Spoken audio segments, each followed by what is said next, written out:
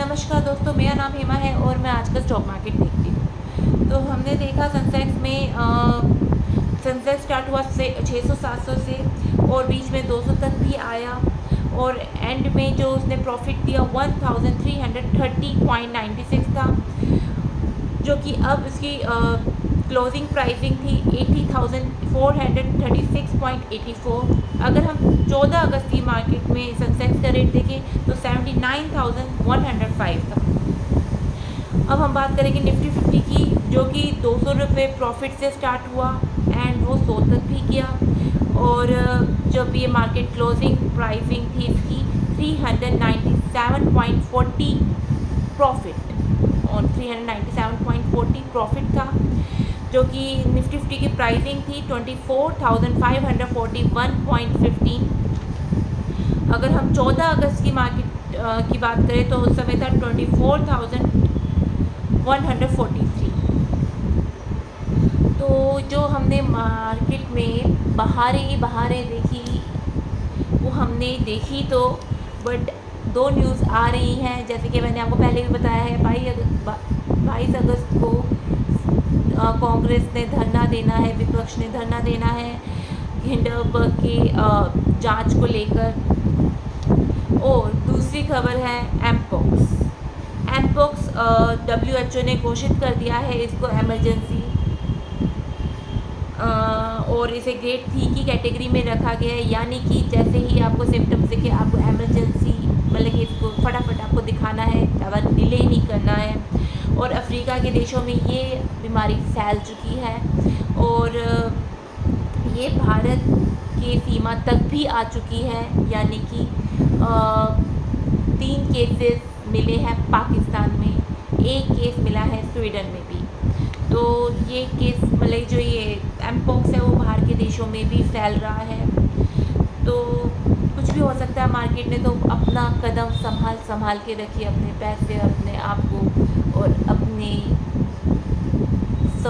ज़रूरतों को सबसे पहले देखिए, उसके बाद मार्केट में पैसा लगाएं, क्योंकि मार्केट में जो पैसा लग रहा है वो पता नहीं कितना सेफ़ है और कितना नहीं। बट ये कुछ पैसे हमें सेव करने के चलने चाहिए आगे, ताकि कल को अगर मार्केट नीचे जाए तो हम समझदारी से उसके अंदर पैसे लगाएं। चलो अब बात करते हैं सुज़लोन एनर्जी की।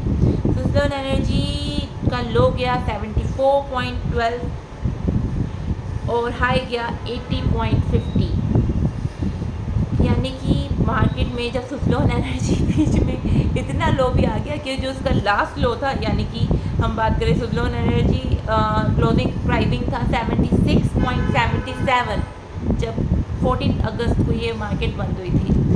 और जब ये मार्केट 16 अगस्त को ये क्लोज हुई है तो 79.95 था। तो 7 और उसका जो लोएस्ट गया है वो उससे भी लोएस्ट गया।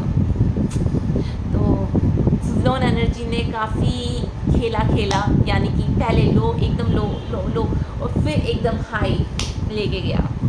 अब हम अशोक लेलैंड की बात कर रहे हैं। अशोक लेलैंड भी लो लगाया 248.50, इसका 248.50 लो है।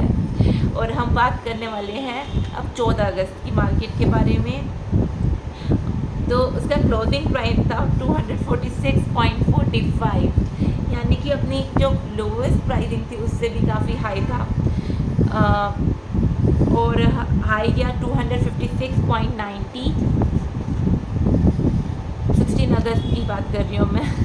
और अभी जो इसकी प्राइसिंग है, यानी कि 16 अगस्त के अकॉर्डिंग जो क्लोजिंग प्राइसिंग है 255.95।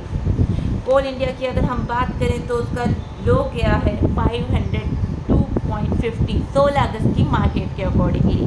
और हम 14 अगस्त की अगर हम बात करें, कोल इंडिया का क्लोजिंग प्राइस था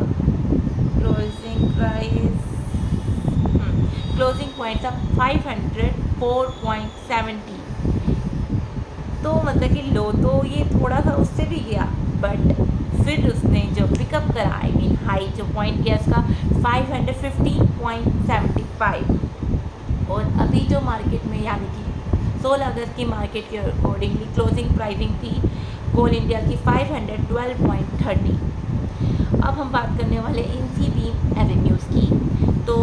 लो गया 30.82 और हाई गया 31.42 और इसकी जो क्लोजिंग प्राइसिंग थी वो थी 31.40 और इससे हम कंपेयर करेंगे 14 अगस्त की मार्केट से तो उसकी क्लोजिंग प्राइस थी 13.63। यानी कि ये छोटा शेयर है तो इतना कोई बढ़ोतरी नहीं करके दिखाई, बट यस बढ़ोतरी तो इसने भी करी है।